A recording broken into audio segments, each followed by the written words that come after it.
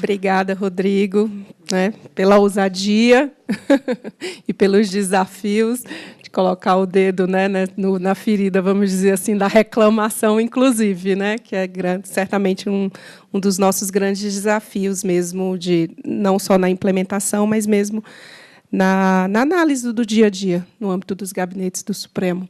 Não é identificar exatamente essas situações em que a análise, né, merece uma análise, é o caso de realmente ser analisado pelo STF ou não. Mas obrigada, em razão do nosso tempo. Eu já passo imediatamente aqui a palavra para o doutor Paulo Mendes de Oliveira, procurador da Fazenda Nacional, coordenador-geral da atuação da PGFN no STF, é pós-doutor em Direito pela Universidade Federal da Bahia, doutor e mestre em Direito pela Universidade Federal do Rio Grande do Sul, e professor na graduação, pós-graduação do IDP e de outros diversos cursos de pós-graduação e extensão. Passo a palavra, então, para o doutor Paulo Mendes, que certamente nos honrará muito tratando dos temas sobre a área tributária, que, com certeza, é um dos grandes desafios, especialmente aqui na questão da modulação de efeitos e também em teses de precedentes vinculantes. Bom dia a todos, bom dia a todas. Para mim é uma grande honra, uma enorme alegria estar aqui na Suprema Corte do meu país para falar um pouco sobre esse importante tema da repercussão geral e um grande desafio, né, falar depois dessa mesa tão ilustrada, com grandes processualistas, grandes juristas. Eu queria inicialmente agradecer muitíssimo ao convite do ministro-presidente, ministro Luiz Fux, cumprimentar pelo esse belíssimo evento, fazer um registro muito especial nas pessoas do nosso secretário-geral, Pedro Felipe, que proferiu uma conferência brilhante ontem. Não posso deixar de fazer um registro também especial a dois grandes processualistas que nós temos no Supremo Tribunal Federal, que é o secretário de Gestão de Precedentes, Marcelo Marchiori, e o secretário de Altos Estudos, Alexandre Freire. Para nós que somos estudantes, estudiosos do processo civil, é uma grande alegria ver duas mentes pensantes e com a profundidade dos senhores aqui no Supremo Tribunal Federal ajudando ao desenvolvimento da nossa Suprema Corte e da Justiça Civil brasileira. Cumprimento a nossa presidente de mesa, a doutora Daiane Nogueira, nossa ex-secretária-geral, que tanto contribuiu para nós estarmos aqui hoje, né? A repercussão geral é uma construção de anos, como já foi muito bem registrada, e a doutora Daiane tem uma enorme participação também nisso. E hoje, brilhantemente, conduz o gabinete do ministro Toffoli. Professora Tereza Arruda Alvim, uma das maiores processualistas do país, grande honra para mim, professora Tereza, estar dividindo essa mesa com a senhora. Meu querido amigo Joel Pastionic, uma alegria esse reencontro depois de tanto tempo. Eu estava fazendo os cálculos, acho que lá se vão 10 anos dos nossos estudos na Universidade Federal do Rio Grande do Sul. Meu querido amigo, grande processualista Rodrigo Becker, que tem uma das obras de referência hoje em execução, manual de execução, grande processualista aqui de Brasília. Senhoras e senhores, bom dia. Um registro também da presença do professor Paulo Lucon, aqui entre nós, grande processualista. E eu quero falar um pouco sobre precedente e modulação de efeitos. A minha exposição será uma exposição que vai ter 3 partes. Eu quero falar por que nós temos que respeitar precedentes em um país legatário da tradição de civil law, muito brevemente, e aí falar da repercussão geral nesse contexto. Quero fazer uma distinção da modulação de efeitos. Quando nós temos uma definição de um precedente para quando nós temos uma superação de precedente. Na minha percepção, são 2 situações absolutamente distintas que a gente precisa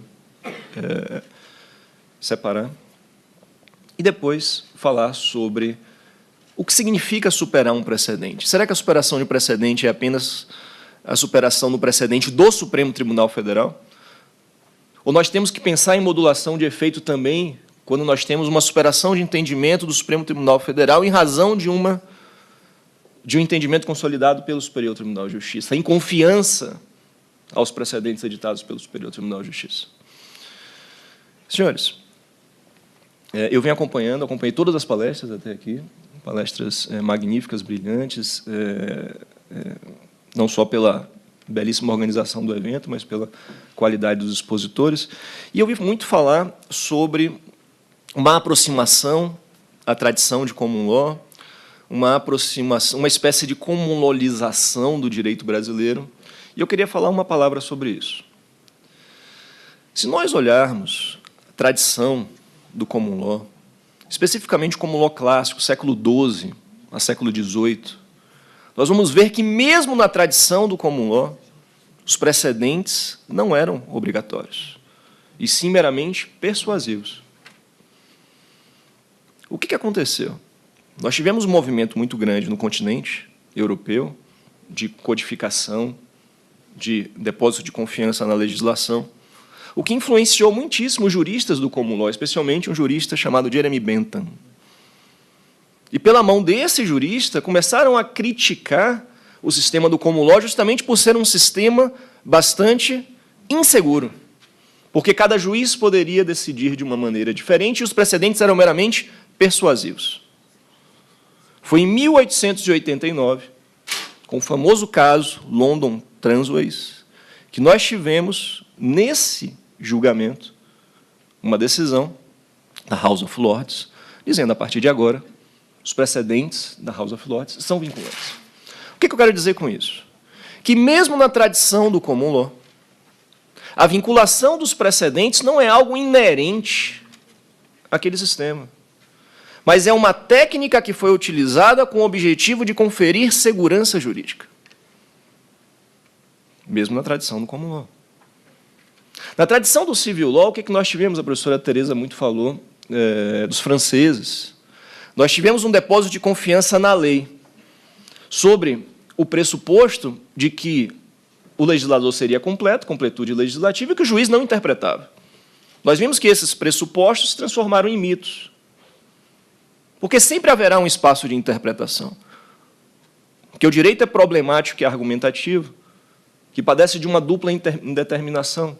Os textos são equívocos, as normas são vagas. Entre o texto e a norma, nós temos um complexo caminho interpretativo, e é por causa disso que nós chegamos a conclusões diversas. Se a lei é insuficiente para nos conferir segurança jurídica, é indispensável que nós tenhamos um órgão do Estado para nos dar a última palavra e, portanto, para definir a unidade do direito nacional. É por isso que é tão importante nós termos precedentes em um sistema de tradição do civil law, no intuito de conferir unidade ao direito, segurança jurídica, isonomia. Senão nós vamos viver numa completa insegurança, meus caros. Não dá para viver em um país que o seu direito depende da vara do juiz que o seu processo vai ser distribuído. Não é viver em unidade, como um direito único, um ordenamento jurídico único para o país. Por isso que é tão importante o sistema de precedentes, mesmo em um país de tradição do civil law. E eu diria mais, se nós não conhecemos o direito vigente, segurança jurídica por meio da cognoscibilidade do direito, nós não temos liberdade. Ninguém é livre se não sabe as consequências das suas condutas. E liberdade, diga-se de passagem, é uma das dimensões mais importantes do princípio da dignidade da pessoa humana. Por isso que eu não tenho a mínima dúvida de que nós estamos caminhando em um rumo muito virtuoso de um sistema de precedentes no Brasil, e a repercussão geral, um instituto que está sendo muito celebrado nesse evento, com toda a razão, tem um papel fundamental nisso. Qual foi o grande salto de qualidade que a repercussão geral trouxe para o direito brasileiro? A partir do momento em que o Supremo Tribunal Federal identifica com precisão o tema que será julgado, informa à sociedade os limites desse tema. Nós temos uma sistemática processual toda vinculada à identificação desse tema. E eu acho que aqui, professor Beck, a gente começa a se aproximar do que é termos um precedente vinculante. Eu acho que essa é a grande pergunta que nós precisamos nos fazer. O que é um precedente vinculante? A meu ver, nós temos um precedente vinculante quando nós temos instrumentos para fazer com que ele seja observado. Concordo plenamente com o aspecto cultural. Temos que trabalhar isso cotidianamente. Mas qual é o sistema processual que nós temos hoje? Nós temos a possibilidade do Supremo negar a repercussão geral e já dizer que quem vai dar a última palavra é o Superior Tribunal de Justiça. Ou reconhecer a repercussão geral e, com esse reconhecimento, fazer com que essa tese seja aplicada a todos os recursos extraordinários interpostos, não subir mais recurso nenhum sobre o assunto. Uma postura do STF, e aqui eu me alio ao professor Beck, acontecer essa postura proativa do STF em gerar essa cultura positiva para além da legislação, e a doutora Daiane conhece muito bem isso, a postura do STF de, pedagogicamente, não simplesmente corrigir as decisões dos tribunais que, eventualmente, desrespeitam precedentes, mas devolver os processos à origem, orientando sobre a linha que deve ser seguida. Se nós olharmos, todo o sistema processual hoje reage à premissa do precedente. Se eu ajuizo uma ação contra precedente, ela pode ser extinta imediatamente. Se eu ajuizo uma ação em consonância com precedente, nós podemos ter uma tutela provisória de evidência. Ou seja, não é apenas uma dicção abstrata no artigo 927 dizendo que nós precisamos observar precedentes. E, a partir daqui, o que nós estamos vendo? Uma verdadeira cultura no direito brasileiro sendo fortalecida de respeito aos precedentes. E aqui eu aproveito a oportunidade para falar especificamente da administração tributária brasileira. Eu falo com muito orgulho, senhores, até porque eu parto dessa base teórica sobre a qual eu escrevo e venho refletindo há muito tempo. Eu falo com muito orgulho que hoje eu estou como coordenador geral da atuação da PGFN no STF. E, a partir do momento que o Supremo Tribunal Federal decide um tema contra a Fazenda Nacional, imediatamente eu informo a Receita Federal, para ela parar de cobrar os tributos dos contribuintes que o Supremo reconheceu em inconstitucionalidade. Nós temos inúmeros normativos dentro da Procuradoria, dentro da administração tributária, que orientam nesse sentido. Procuradores de todo o país deixam de contestar, deixam de recorrer, quando o Supremo reconhece que a Fazenda, que a administração tributária, que determinada tributação é inconstitucional. O direito tributário, portanto, é um excelente exemplo do funcionamento do sistema de precedentes. Quantas teses nós tivemos definidas nos últimos anos? E tenho certeza, senhores, a administração pública hoje se comporta de acordo com esses entendimentos. Aí sempre vem alguém, Paulo, mas aqui vocês não estão respeitando. O que está acontecendo? Fiz, olha, se esse caso aqui não há uma conformação ainda, é porque ainda o tema está em aberto no Supremo Tribunal Federal. Existe embargo de declaração pendente, está sendo discutido. Mas, uma vez definida a tese, há essa conformação. Então, tudo isso é para dizer que eu sou um entusiasta do sistema de precedentes, eu acompanho cotidianamente o funcionamento do Supremo Tribunal Federal e eu trago esse testemunho de alguém de dentro da administração pública que age, que atua em absoluta conformidade com aquilo que é decidido pelos tribunais superiores. Estabelecida essa premissa, modulação de efeitos. Eu achei muito legal que a professora Tereza falou que é um instituto lindo, né? Não poderia eu falar isso, mas a professora Tereza que disse, então eu acompanho a professora. E é um instituto belíssimo. Por quê? Porque nós estamos diante de uma regra de transição de regimes jurídicos. Uma regra de transição importantíssima que deve ser utilizada para resguardar a segurança jurídica da sociedade, diante de determinada confiança depositada em certo estado de coisas. Qual é o ponto que eu queria tratar com os senhores? Existe uma diferença enorme entre nós modularmos os efeitos de uma decisão, quando a definição primeira de um precedente, para uma outra situação de modulação, quando nós estamos diante de uma superação de entendimento do Poder Judiciário.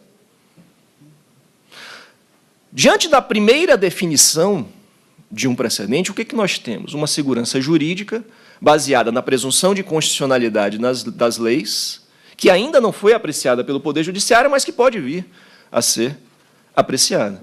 E essa modulação tem lugar quando a gente tem uma profunda modificação na estrutura social da sociedade. Veja um caso, por exemplo, do município Mira Estrela, conhecidíssimo, em que havia uma discussão sobre o número de vereadores. Imagine os senhores, se declarado inconstitucional o número de vereadores daquele município, nós tivéssemos a anulação de todos os atos normativos que foram editados por aquele parlamento. Olha a tragédia social que seria isso, o prejuízo que isso poderia trazer. Então, aqui nós temos uma situação em que nós precisamos preservar um estado de coisas que foi estabelecido a partir da presunção de constitucionalidade das leis. Situação completamente diversa nós temos na hipótese de superação de entendimento de precedentes.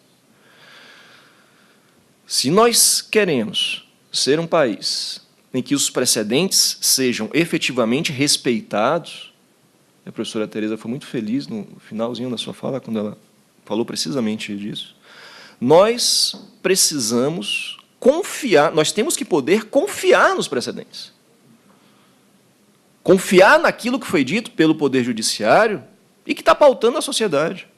Como eu já disse, com base naquelas premissas de teoria do direito, a definição de um precedente é definição do ambiente normativo do direito brasileiro.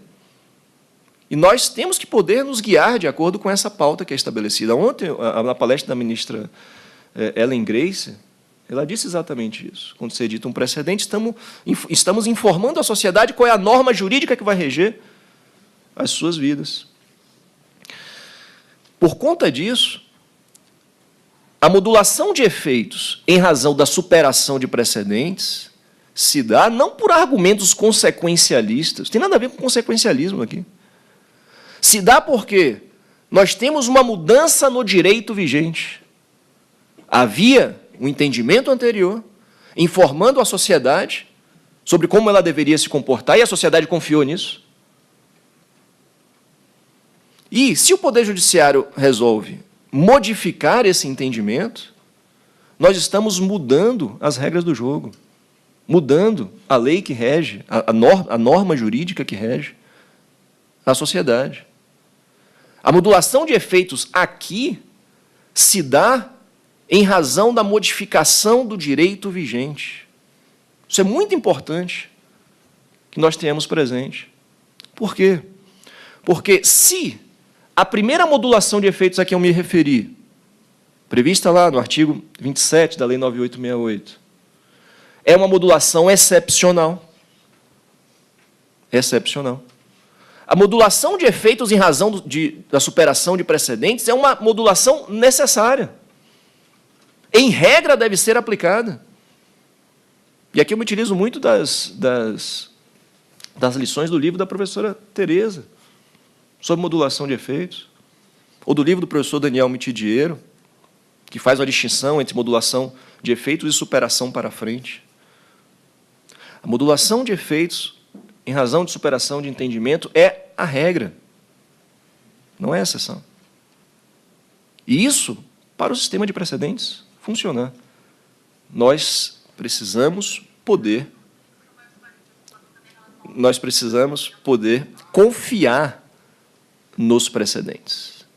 E se eventualmente houver alguma mudança de rumos, que isso seja prospectivo. E vejam uma consequência interessante para isso, que não está decidida ainda pelo Supremo Tribunal Federal, mas está no radar dos ministros. Qual é o quórum para a modulação de efeitos? E há uma linha doutrinária, eu até já escrevi sobre isso, no sentido de que Na modulação de efeitos, quando há definição de precedentes, quórum de 2/3. 9868, artigo 27. Mas na modulação de efeitos decorrente de superação de entendimento, cuja previsão hoje está expressa no artigo 927, parágrafo 3º do CPC, não há necessidade de um quórum diferenciado, qualificado. Por que isso? Justamente pela distinção entre essas duas modalidades de superação. A segunda superação, a segunda modulação, como eu disse, deve ser a regra. E, portanto, com muito mais razão, não deve ser exigido um quórum qualificado de 2/3. E aqui deixando muito clara a minha posição em relação ao tema. O quórum de 2/3 não se aplica nas hipóteses de superação de entendimento. Ao meu ver, esse deve ser o critério distintivo para o quórum diferenciado da modulação, e não simplesmente a declaração de inconstitucionalidade. Eu sei que há uma polêmica sobre o ponto. Terceira parte da minha palestra, aqui me encaminhando para o final. Quando nós falamos em superação de entendimento para fim de modulação de efeitos, será que nós nos referimos apenas à superação de entendimento no próprio tribunal? E aqui, ministro Joel, eu realço bastante a importância do Superior Tribunal de Justiça. Meus caros, a modulação, a repercussão geral, hoje é um instrumento de uma relevância tão grande. É um instrumento complexo, como disse o doutor Pedro Felipe ontem, no sentido de ser muito extenso, cheio de peculiaridades. Mas eu queria sublinhar um traço relevantíssimo da repercussão geral. A repercussão geral hoje é um instrumento de coordenação entre os tribunais. O Supremo Tribunal Federal, atualmente, em regra, nega a repercussão geral aos temas que são a ele submetidos pela natureza infraconstitucional da controvérsia. Natureza infraconstitucional. E eu diria, inclusive, que não seria propriamente uma negativa de repercussão geral pela natureza infraconstitucional, mas simplesmente um procedimento abreviado de julgamento de um tema de repercussão geral, que eu chamo no meu livro de um circuito procedimental abreviado. Eu já vi o professor Alexandre falar sobre um fast track, utilizando a nomenclatura do Reino Unido. Eu gosto da forma como os franceses tratam isso, os circuitos procedimentais. E o que nós temos? Nós temos um circuito procedimental abreviado para o Supremo informar a sociedade que ele não vai julgar. Vejam a relevância disso, meus amigos.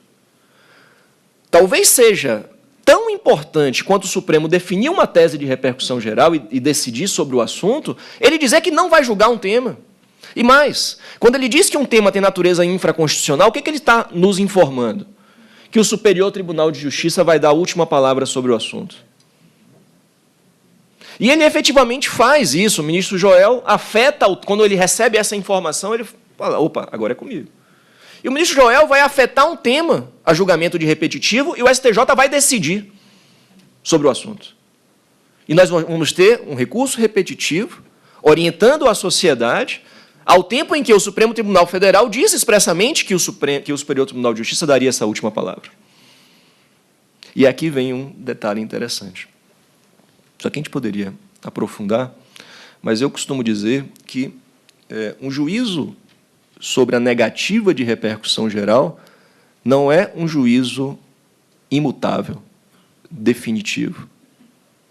Muitas vezes isso é apenas um momento em que o Supremo Tribunal Federal decide que não está no momento de apreciar esse assunto ainda. Quem trata muito bem desse assunto é o professor Luiz Guilherme Marinoni, no penúltimo livro dele, Zona de Penumbra, entre o STJ e o STF. Então, o Supremo Tribunal Federal pode, futuramente, revisitar esse tema. Isso tem acontecido com uma certa frequência, né, Daiane, quando tem arguições de inconstitucionalidades pelos tribunais. Ele pode fazer isso? Pode.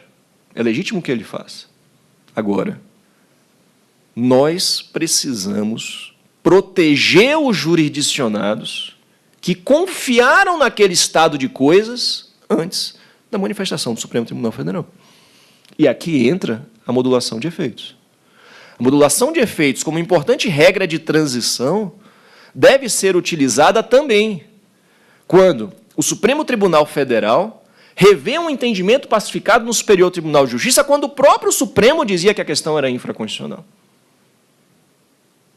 E aqui um ponto importante. Se discutiu muito isso, ministro Joel, no tema 69 de repercussão geral, ICMS na base de cálculo do PIS e da COFINS. O Supremo Tribunal Federal não está revendo o entendimento seu sobre o assunto e, por conta disso, não pode haver modulação de efeitos. Discordo veementemente. Nós precisamos compreender que as Cortes Supremas do Brasil, Superior Tribunal de Justiça, Corte Suprema em matéria infraconstitucional, Supremo Tribunal Federal, Corte Suprema em matéria constitucional, têm que estabelecer uma coordenação entre elas. E a repercussão geral nasce como um valioso instrumento para essa coordenação. Valiosíssimo instrumento para essa coordenação.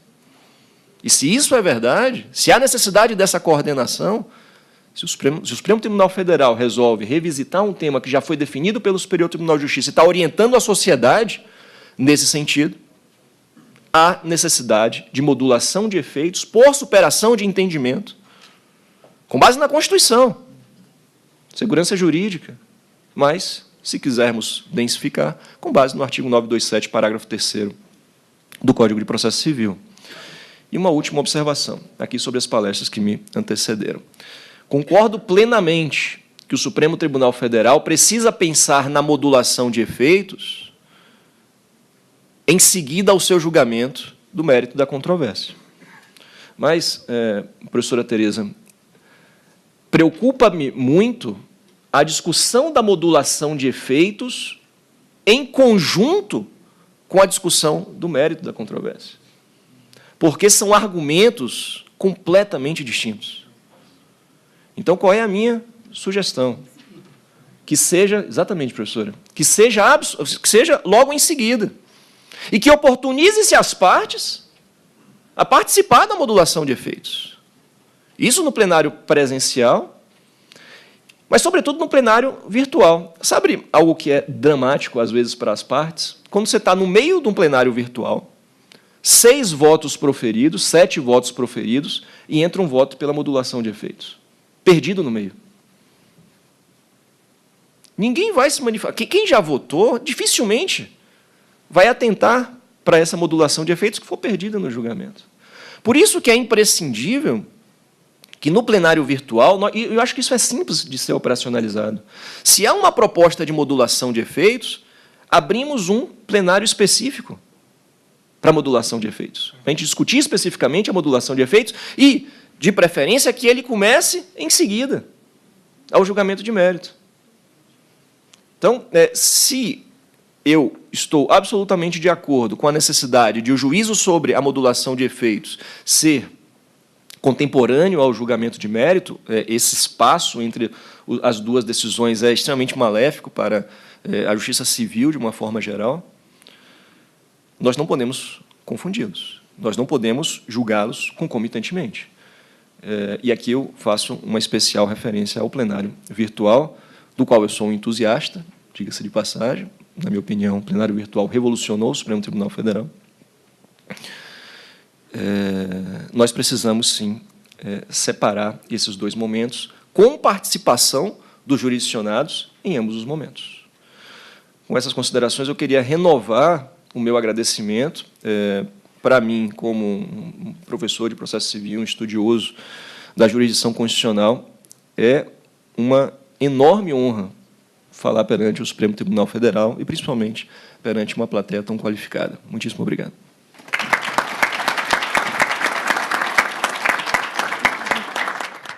Obrigada, Paulo. Obrigada, doutor Paulo. Em razão do nosso tempo aqui já um tanto esgotado, e temos outros painéis ainda, daqui a pouco a gente já vai ter a honra de um novo painel. Então, eu agradeço aqui a presença do ministro Joel, da professora Tereza, doutor Rodrigo Becker, doutor Paulo. Agradeço a todos pela presença, agradeço também aqui a organização, não é? Agradeço aqui em nome do Alexandre Freire, do Marcelo, também ao nosso secretário-geral Pedro Felipe. Parabéns a todos e uma ótima continuação de evento. Obrigada. Faremos um breve intervalo, retornaremos aos trabalhos em 15 minutos com o painel 5, Repercussão Geral e Inovação. Agradecemos a participação de todos.